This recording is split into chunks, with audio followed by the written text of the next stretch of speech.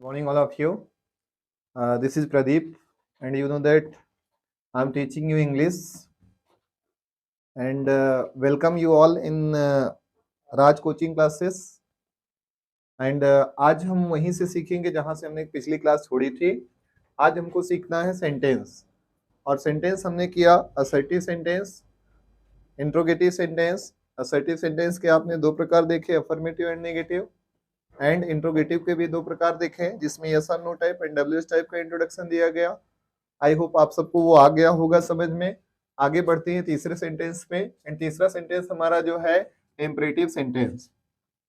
Imperative sentence की जो definition बन जाती है, a sentence that expresses order, request, advice and suggestion is called an imperative sentence. हम कह सकते हैं जिस सेंटेंस से आदेश देने का भाव प्रकट हो, आग्रह देने का भाव प्रकट हो, सलाह या सुझाव देने का भाव प्रकट हो, तो उसे इम्परेटिव सेंटेंस कहते हैं. इम्परेटिव सेंटेंस की कुछ खास बातें और इम्पोर्टेंट बातें हैं. It begins with verbs. हर एक सेंटेंस अभी आपने देखा जिसमें आपको सब्जेक्ट मिलता था, फिर वर्ब आपका आता था. इंट्रोगेटिव में देखा WH वर्ड और वर्ब आता था, लेकिन यहाँ पर जो शुरू होगा वो वर्ब से शुरू होगा. And it ends with full stop. इसमें भी फुल स्टॉप लगता है. आगे चलें तो इसमें यू नाम का जो सब्जेक्ट होता है, जिसको हम सेकंड पर्सन या लिसनर के नाम से जानते हैं, होता है बट हाइड फॉर्म में होता है, सामने वाले के लिए होता है. कोई भी सेंटेंस इंपरेटिव का जनरली हम बोलते हैं तो स्पीकर की बात लिसनर तक पहुंचाने के लिए वो यूज किया जाता है. अकॉर्डिंग टू यू के अनुसार we always use helping verbs to do. You के अनुसार चले तो प्रेजेंट इंडेफिनिट टेंस में आप अगर आप स्टडी किए होंगे तो उसमें यू के अकॉर्डिंग आप प्लूरल सब्जेक्ट के according plural verb do apply करते हो, तो यहाँ पर भी आपको डू अप्लाई करना है. After that according to you, और यू के अनुसार अगर पजेसिव एडजेक्टिव की बात करें तो आपको योर ही लगाना है. आई मीन अपना, अपनी, अपने की अंग्रेजी जो आपको लगाना है हमेशा योर ही लगाना है, क्योंकि सब्जेक्ट आपका यहाँ यू होने वाला है. नेगेटिव में अगर इसी को बनाएंगे तो डू आपको अप्लाई करना, आई मीन डू नॉट आप हमेशा लगाएंगे और कोई वर्ब नहीं लगा सकते, because this is imperative sentence. So यहाँ एग्जांपल्स देखेंगे. एग्जांपल्स पहले मैंने ऑर्डर लिया है बच्चों. ऑर्डर में आपका ये ऑर्डर देख लीजिए. ऑर्डर का जो स्ट्रक्चर बनेगा, वर्ब का फर्स्ट फॉर्म हो जाएगा, ऑब्जेक्ट एटसेट्रा जो आएंगे वो आप लगा देंगे. जैसे एग्जाम्पल जो है ओपन योर बुक्स.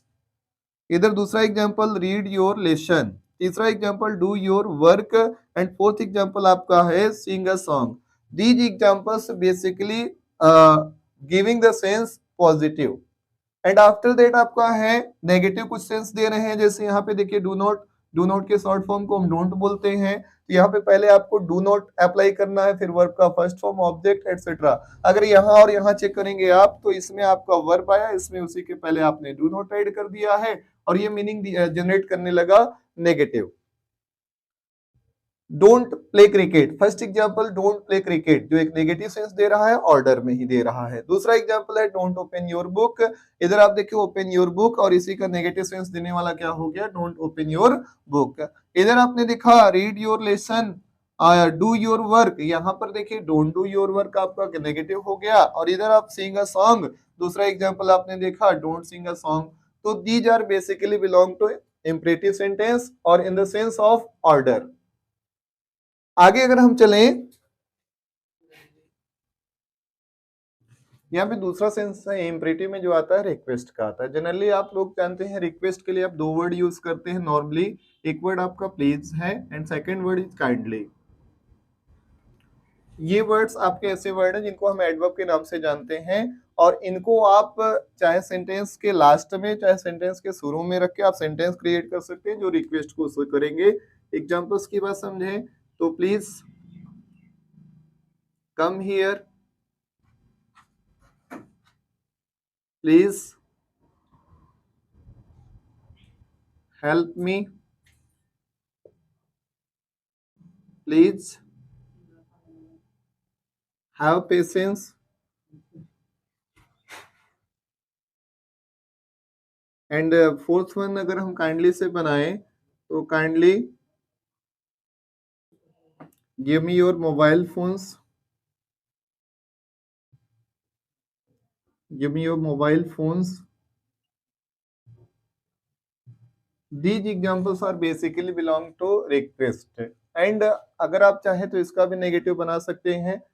प्लीज के बाद आप डू नॉट का यूज कर ले, जैसे please don't come here, please don't help me, please don't have patience, kindly don't give me your mobile phone. इस तरह से आप इसका भी नेगेटिव बना सकते हैं जो रिक्वेस्ट को शो करेगा।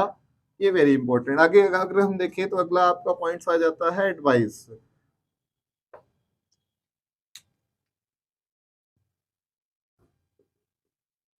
एडवाइस की बात करें तो पहले इसी को समझ लेंगे।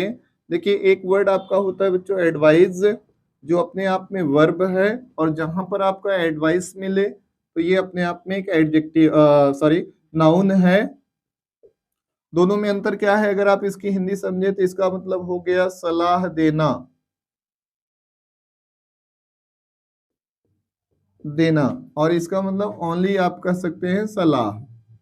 यहाँ देना के लिए आप दूसरा एग्जांपल गिव लगा सकते हैं, गिव एडवाइस जैसे आप यूज कर सकते हैं, लेकिन यहाँ पे ये वर्ब है, इसमें एस है, इसमें सी है, दोनों ध्यान से देखना है। यहाँ पे मैंने एडवाइस लिखा है।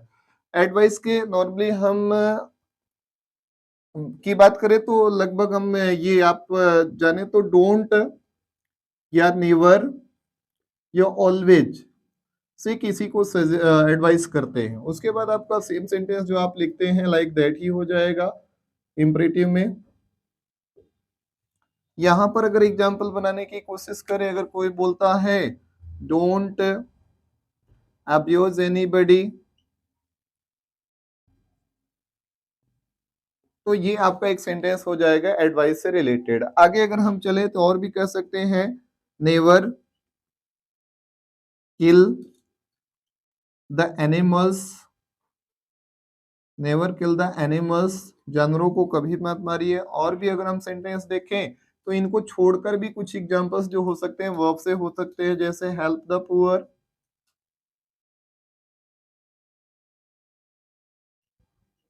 Basically, these examples are belong to imperative sentence in the sense of advice. And the last one is that suggestion.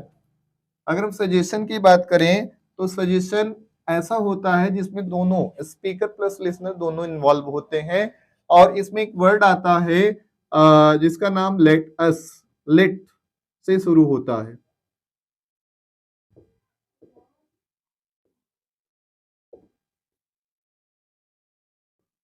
Generally late के बाद एस अप्लाई किया जाता है, और लेट के बाद एस अप्लाई करने का मतलब स्पीकर और लिसनर दोनों इन्वॉल्व हैं काम को करने में।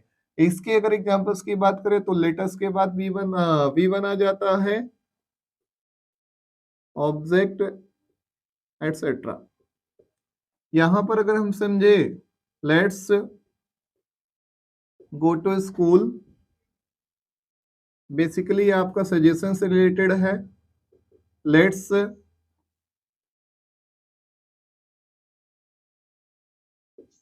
गो टू अ वॉक, टू ना होके फॉर हो जाएगा, let's go for a walk. यहाँ पे और भी देखें तो let's sing a song,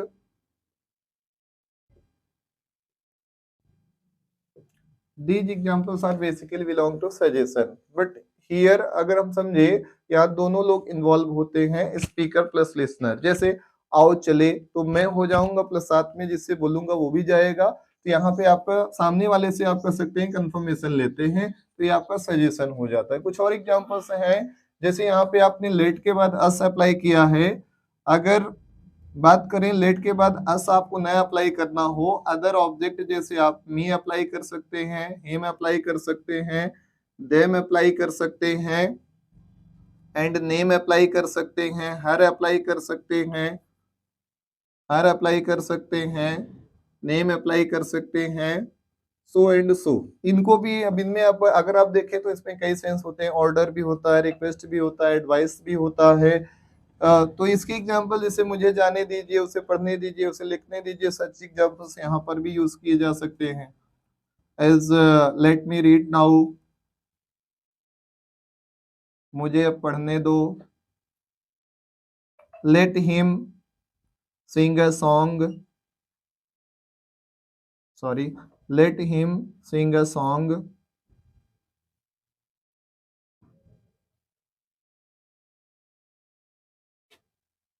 let Manish play hockey, बस sir. Basically these are belong to imperative sentence. ऐसे टाइप के सेंटेंसेस जनरली हम लोग ऑर्डर, रिक्वेस्ट, एडवाइस और सजेशन देने के लिए हम प्रयोग करते हैं। सो माय डियर स्टूडेंट्स, आज के लिए बस इतना ही। इम्परेटिव सेंटेंस को आप रिवाइज कीजिए, शेयर, चैनल को शेयर कीजिए, सब्सक्राइब कीजिए, लाइक कीजिए और बेल को भी प्रेस करके रखिए जिससे कि आने वाला नोटिफिकेशन आपको मिल जाए। कल मतलब कल की क्लास आपकी जो होगी 9 बजे होगी, तो एवरीडे हम लोग 9 बजे मिलेंगे, सुबह 9 बजे। थैंक्स।